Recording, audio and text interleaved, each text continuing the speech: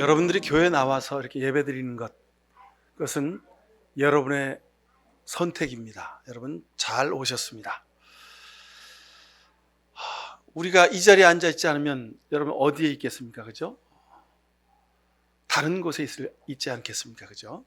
그런데 이 시간 우리가 하나님 앞에 예배하는 자리에 있다는 것, 우리 인생의 가장 귀한 선택이라고 할 수 있습니다.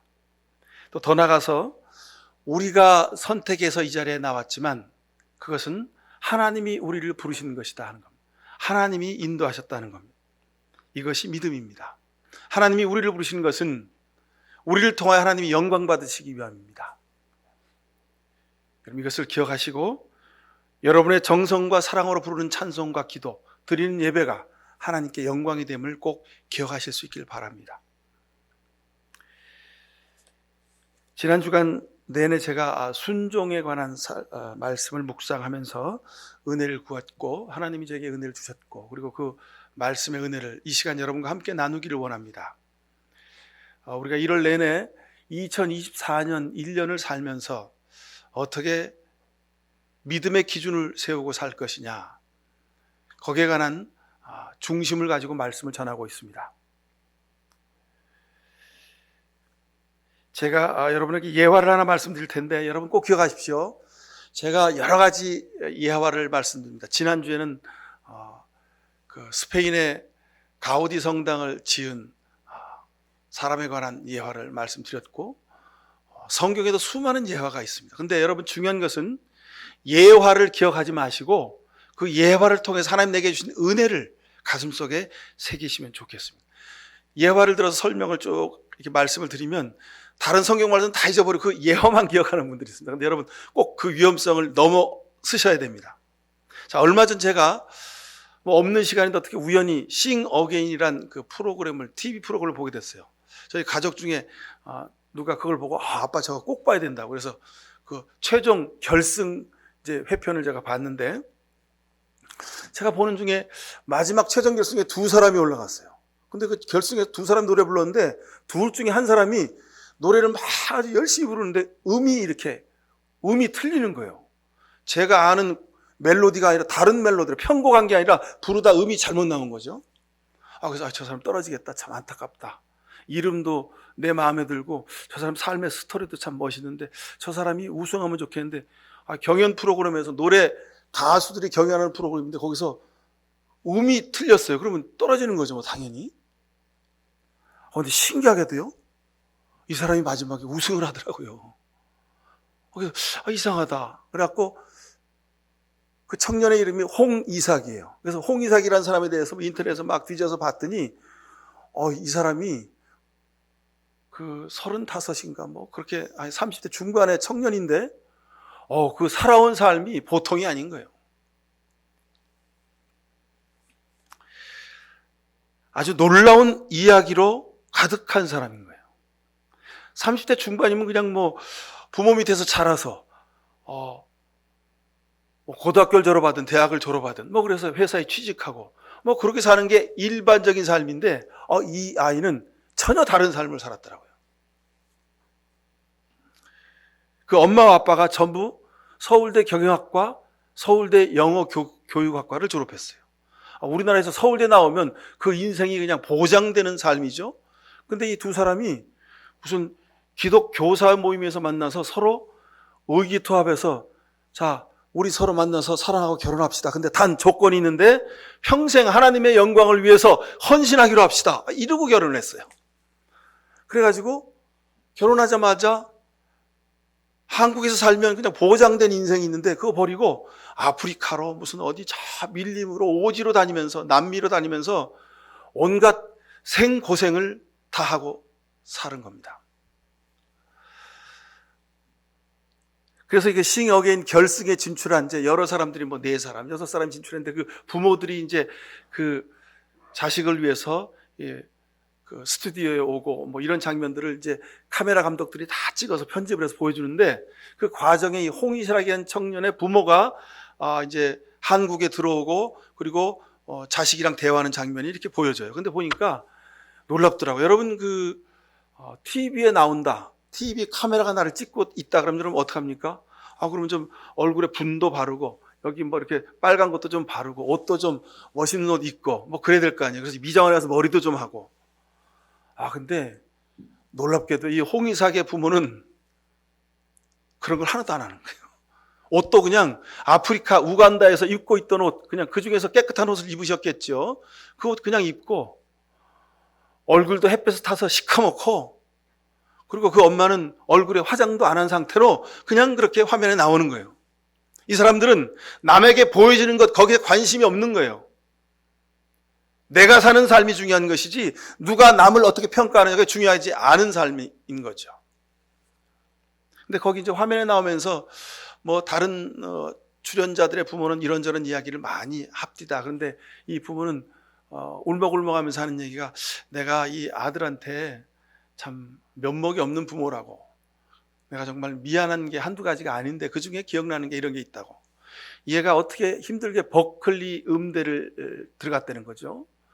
근데 한 학기 두 학기는 아이가 어렵게 돈을 모아서 아이 학비를 대줬다는 거예요. 근데 세 학기째는 도저히 무슨 선교사가 뭐 봉급이 뭐 500만 원, 1000만 원 받는 것도 아니고 정말 돈이 없어서 학비를 대줄 수가 없어가지고 머뭇머뭇하다가 결국은 아들한테 그랬다는 거예요. 야, 학비를 이번에는 댈 수 없으니 그냥 어떻게 군대 가는 게 어떠냐. 그랬더니 이 아들이 예, 그러죠. 그리고 순종하고 군대를 갔다는 거예요. 지금도 생각하면 너무너무 가슴 아프다는 거죠.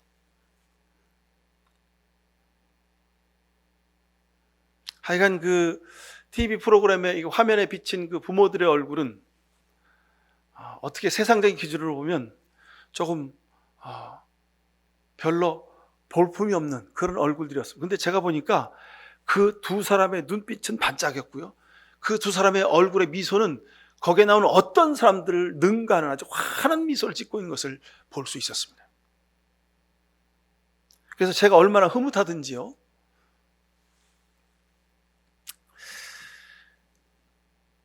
저는 그 프로그램을 보면서 어떤 무슨 연애 프로그램, 무슨 노래 프로그램, 장기자랑 프로그램을 본 것이 아니라 간증 집회를 본 것 같은 그런 느낌으로 은혜를 받았습니다. 평생 복음을 위해서, 하나님을 위하여 순종하며 헌신한 사람들의 삶의 모습을 하나님이 봐라. 내가 이렇게 하늘의 복을 주지 않느냐. 제게 하시는 말씀 같더라고요. 여러분 못 보신 분들은 혹시 시간 되시면 한번 그 프로그램을 다시 보시고 한번 검색해 보십시오. 하나님이 이 시대에 우리에게 주시는 말씀입니다. 모든 사람들이 자기만의 삶, 자기만의 즐거움, 자기가 원하는 것을 따라 사는 이 시대 속에서 하나님 말씀 앞에 순종하는 것이 무엇인지, 순종하는 사람에게 하나님이 어떤 복을 주시는지 우리에게 보여주시는 징표라고 저는 그렇게 생각했습니다.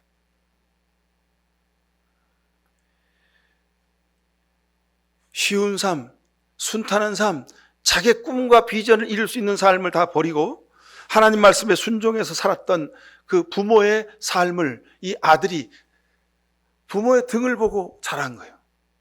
그래서 비록 아프리카 오지에서, 남미 오지에서 고생하면서 살아고 그렇게 자랐지만 이 아이는 그 속에서 아프리카의 아름다운 자연을 보고 아프리카 사람들에게 순수한 마음을 보고 거기서 하나님의 은혜를 체험한 거예요. 그 어린아이가.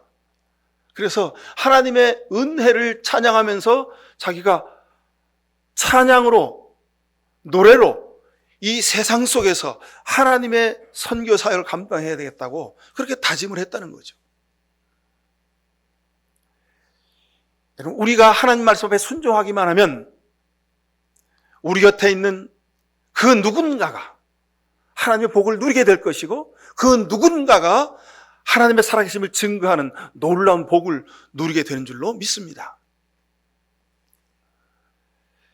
예수님이 그러셨죠. 마가복음 8장에 나를 따라오려 하는 사람은 자기를 부인하고 자기 십자가를 지고 나를 따라야 한다 하셨습니다. 자기 십자가를 지고 자기를 부인하고 나를 따라오너라. 이 말씀을 단 두 글자로 표현하면 순종이라고 표현할 수 있습니다. 순종. 여러분 그냥 믿음은 순종입니다. 십자가는 순종입니다. 예수님이 어떻게 순종했는지를 보여주는 말씀이 사복음서고 신약 성경이고 성경 전체라고 해도 과언이 아닙니다. 요한복음 8장 31절 32절에 보면 너희가 나의 말에 머물러 있으면 참으로 내 제자가 되고 너희가 진리를 할지 진리가 너희를 자유케 하리라 하셨습니다. 너희가 나의 말에 머물러 있으면 참으로 내 제자가 된다. 그래서 우리 한국교회에 제자 훈련이라고 하는 프로그램이 아주 유행했습니다. 근데 여러분 그것도 좋은 일입니다. 우리가 말씀을 위하여 신앙으로 잘 살기 위해서 제자 훈련하는 굉장히 중요한 좋은 프로그램입니다.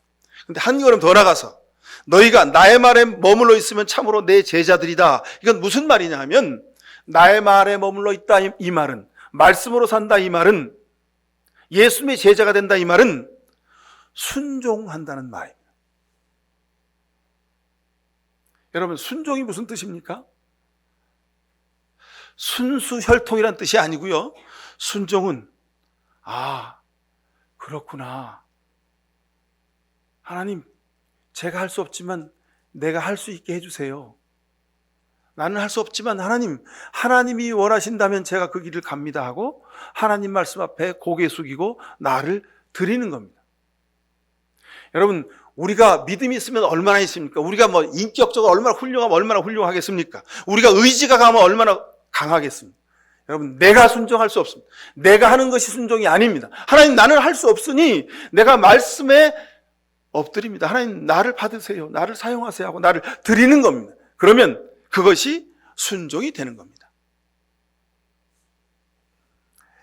어떤 사람이 자동차를 운전합니다. 근데 운전석에 앉아서 시동을 켜고 이제 악셀을 밟죠. 근데 차가 붕 소리만 나고 차가 안 나가요. 왜 그럴까요? 엔진은 막 RPM이 2000, 3000, 4000 올라가는데 차가 안 가는 거예요. 왜 그럴까요? 엔진에 있는 회전력이 바퀴에 전달이 안 돼서 그렇습니다. 여러분, 엔진의 엔진의 폭발력이 막 회전력으로 바뀌어서 그 회전력이 바퀴에 전달되는 역할을 뭐가 하죠? 기어가 하는 겁니다. 그죠? 1단, 2단, 3단, 4단, 5단, 6단에 기어가 적당한 회전율을 만들어줘서 처음에는 1단으로, 그 다음에 2단으로, 고속으로는 5단, 6단으로 그렇게 가도록 만들어줍니다. 기아가 들어가야 자동차가 가는 겁니다. 우리가 예수 믿고 믿음으로 사는데 하나님의 뜻을 알고 하나님이 주신 은혜를 체험하고 내가 하나님 말씀에 순종하며 살 수 있는 것, 바로 이것이 자동차가 굴러가는 것과 같은 겁니다. 여러분, 자동차는 굴러가기 위해서 만들어진 겁니다. 목적한 곳에 바퀴가 굴러가서 가야지요. 우리 믿음도 이와 같습니다. 이 세상에서 예수 믿는 사람들끼리만 모여 살면 얼마나 좋습니까? 우리가 그냥 수도원에서 매일 아침에 일어나서 새벽 4시에 일어나서 말씀 묵상하고 찬송하고 예배드리고 아침 5시, 6시, 7시 노도하고 7시부터 8시까지 밥 먹고 9시부터 또 성경 읽고 기도하고 12시에 밥 먹고 오후에 또 노동하고 저녁 시간에 성경 읽고 예배드리고 밤 자기 전까지 기도하고 성경 묵상하고, 여러분 그렇게 살면 얼마나 좋아요. 근데 우리는 수도자처럼 수도원에 살지 아니하고 세상에 나가서 세상에서 삽니다. 일터에서 삽니다. 자식을 길러야 합니다. 회사에서 마음과 뜻이 맞는 사람들과 같이 일하면 좋지만 여러분, 그런 사람이 어떻게 있습니까? 마음과 뜻이 맞지 않는 사람 수도 없이 많습니다. 그 사람들과 같이 협력해서 일을 해야 합니다. 내가 만든 물건을, 내가 계획한 모든 일들을 인정하지 않는 상대에게 내 프로젝트를 이해시키고 내 물건을 좋은 물건이라고 홍보하고, 그래서 그 사람이 사도록, 그 사람이 이해하도록 만들어야 합니다. 이것이 우리 삶의 현실입니다. 자, 이런 세상을 우리가 살아가는데 우리가 믿음으로 삽니다. 근데 그 믿음이 나를 기뻐하게 하고 감사하게 하고 어떤 고난과 역경과 시련이 있더라도 견디고 이길 수 있게 하고, 눈물과 아픔이 있더라도 무릎 꿇어 기도하면 감사의 무릎으로 다시 일어설 수 있도록 하는 그 믿음의 능력이 도대체 어디서 나오냐 이 말입니다. 여러분, 어떤 사람은 그럴 때마다 기도원을 가야 된대요. 여러분, 어떤 사람은 그럴 때마다 어디 부흥 집회를 가야 된대요. 그런 사람은, 어떤 사람은 또 그럴 때마다 무슨 훈련을 받아야 된다 그래요. 여러분, 평생 훈련 받을 수 없잖아요. 평생 기도원 가서 살 수 있겠습니까? 평생 부흥 집회를 아침, 점심, 저녁 다닐 수 있겠습니까? 그건 특별할 때 특식으로 먹는 겁니다. 근데 우리 삶의 평상의 일상에서 우리가 정말 믿음의 능력으로 산다는 게 여러분 뭡니까? 오늘 성경은 그런 우리에게 하나님의 품성을 가지고 산다고 이렇게 말씀합니다. 하나님의 품성을 어떻게 우리가 가지고 살 수 있을까?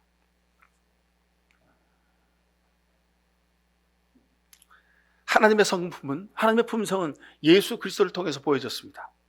자기를 버리고 자기를 낮추고 죽기까지 뭐 하셨다고요? 순종하셨다고요.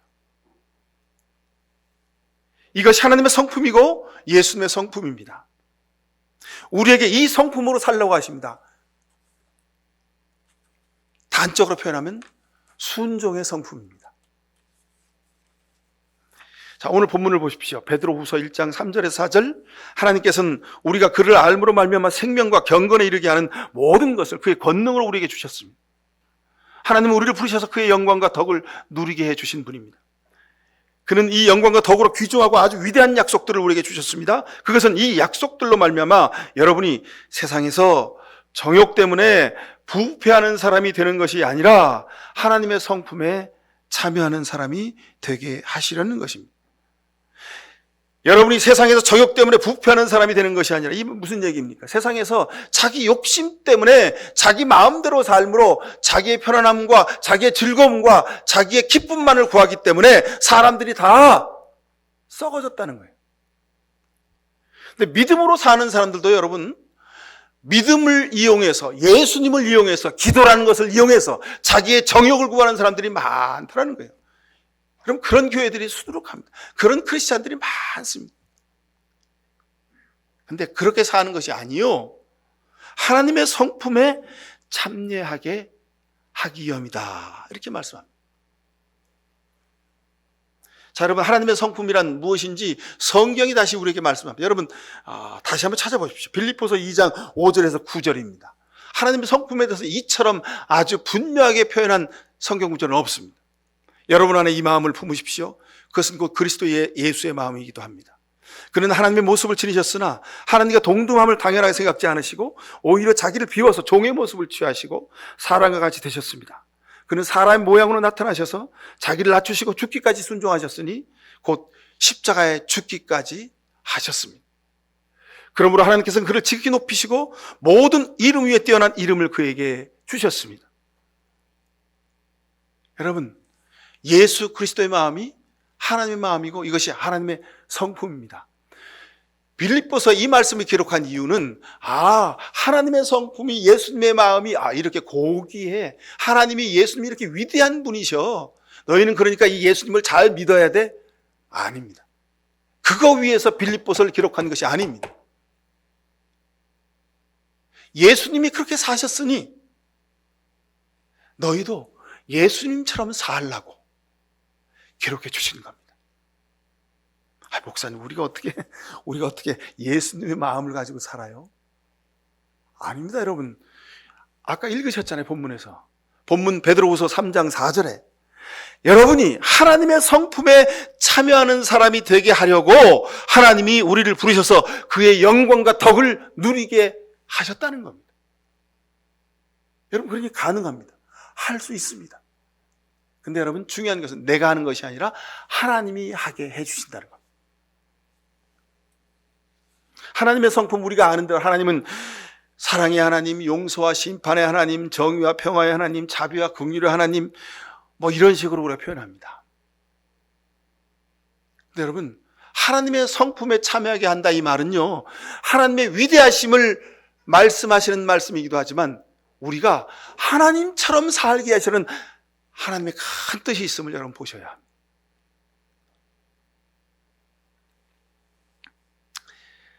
요한복음 14장 12절에 나를 믿는 사람은 내가 하는 일을 그도 할 것이요 그보다 더 큰 일도 할 것이다. 14절에 너희가 무엇이든지 내 이름으로 구하면 내가 다 이루어 주겠다, 이렇게 말씀하셨습니다. 여러분, 일맥상통하죠? 하나님의 성품에 참여한 사람, 그 사람은 내가 하는 일을 할 것이요, 예수님이 하신 일을 여러분도 하실 수 있습니다. 그리고 예수님이 하신 일보다 더 큰 일을 할 수 있다고 예수님이 말씀하시는 겁니다. 여러분, 이보다 놀라운 약속이 어디 있습니까? 그래서 14절에 너희가 무엇이든지 내 이름으로 구하면 내가 다 이루어 주겠다 말씀하시는 겁니다. 근데 우리는 딱 이 말씀만 따가지고 무엇이든지 구하면 다 이루어 주신대. 그래서 주시옵소서, 주시옵소서, 주시옵소서 하고 맨날 다 하려고만 기도하는 거예요. 여러분, 그 의미가 아닌 것을 아시겠죠? 우리가 하나님의 성품에 참여하는 일, 한마디로 순종하는 삶을 살기로 결단하면 순종하도록 이루어 주신다는 말씀입니다. 마태복음 18장 18절 이하에 보면요, 예수님이 이렇게 말씀하셨어요. 참으로 주옥과 같은 말씀입니다. 내가 너희에게 말한다. 무엇인지 땅에서 매면 하늘에서도 매일 것이다. 너희가 땅에서 풀면 하늘에서도 풀릴 것이다. 내가 진정으로 너희에게 거듭 말한다. 너희 가운데 두 사람이 땅에서 합심하여서 무슨 일이든지 구하면 하늘에 계신 내 아버지께서 그대로 다 이루어 주실 것이다. 두세 사람이 내 이름으로 모이는 그 자리에는 내가 그들과 함께 있다 하셨습니다. 이게 무슨 얘기입니까? 두세 사람이, 이것은 가정을 기본으로 하는 말씀입니다. 부부간의 부모와 자식이, 또는 아주 작은 믿음의 공동체를 일컬어하시는 말씀입니다. 예수님은 세상이 판단하는 자본과 숫자와 규모와 그런 것에 관계치 않으신다는 겁니다. 중요한 것은 땅에서 매라는 거예요. 어떻게 매라는 겁니까? 땅에서 풀라는 것은 어떻게 풀라는 겁니까? 순종함으로 풀고 매라는 겁니다. 그러면 두 사람이 합심하여 기도하는 것, 두세 사람이 모여 기도하는 것, 모든 것을 하나님이 다 함께하고 들어주신다는 약속입니다. 자, 여러분, 우리 믿음의 기준은 예수님처럼 사는 겁니다. 예수님처럼 산다, 이 말은 예수님처럼 순종하는 겁니다. 아무리 말씀을 많이 알고 아무리 믿음의 연수가 많다고 할지라도 순종이 없으면 아무것도 아닙니다. 그래서 순종이 제사보다 낫다 하신 말씀이 여기에 있습니다. 순종은 예수님처럼 사는 겁니다. 순종은 내가 하는 것이 아니라 하나님이 하도록 해 주시는 겁니다. 요한복음 14장 6절에 내가 곧 길이요 진리요 생명이다 말씀하셨죠. 내가 곧 길이요 진리요 생명이다, 이 말은 예수님처럼 순종하는 사람, 이 사람에게 길과 진리가 생명이 있다는 말씀입니다. 그 뒤에 진리를 알지니 진리가 너희를 자유케 하리라 하셨죠. 이 진리는 예수님처럼 순종의 삶을 살아야 한다는 것이 진리라는 말씀입니다. 사랑하는 성도 여러분, 우리가 세상 가운데 살면서 우리가 하나님의 능력으로 살기 원합니다. 우리 삶의 모든 문제가 하나님의 뜻 아래에서 온전히 다 형통하기를 원합니다. 중요한 것은 우리가 예수님 말씀에 머물러 있는 것, 그것이 중요합니다. 여러분, 그럼 내가 어떻게 예수님 말씀에 머물러 있을 것인가? 여러분, 다시 한번 그 말씀에 집중하실 수 있길 바랍니다. 빌립보서 2장 12절에서 16절까지 말씀은 또 이렇게 말씀합니다. 순종에 대해서 이렇게 말씀하십니다. 그러므로 사랑하는 여러분, 여러분이 언제나 순종한 것처럼, 이 말씀을 다시 한번 생각해 보십시오.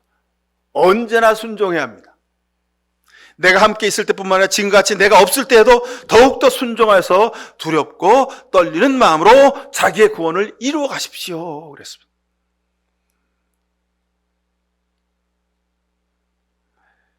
우리가 세상에서 믿음으로 사는 것, 이 모든 것은 구원을 이루기 위함입니다. 근데 그 구원은 두렵고 떨리는 마음으로 이루어내는 것이랍니다. 근데 왜 두렵고 떨렸습니까? 하나님, 오늘도 내가 순종하지 못했습니다. 하나님, 내가 오늘도 말씀 앞에 서지 못했습니다. 하나님, 오늘도 내가 주님이 기뻐하는 삶을 살지 못했습니다. 주님, 어찌하면 좋습니까? 십자가 밑에 무릎 꿇고 두 손을 모아 주님의 도우심을 구하는 겁니다. 그럼 이것이 순종입니다. 어떤 이들은 이미 구원받았다고 아주 자신만만한 사람들을 봅니다. 근데 빌립보서에서는 사도 바울은 아니라는 겁니다. 두렵고 떨림으로 너의 구원을 이루라는 겁니다. 하루하루 우리 삶 속에서 내가 하나님 말씀 앞에 순종하며 사는가, 이것이 우리 구원의 관건이 되는 겁니다.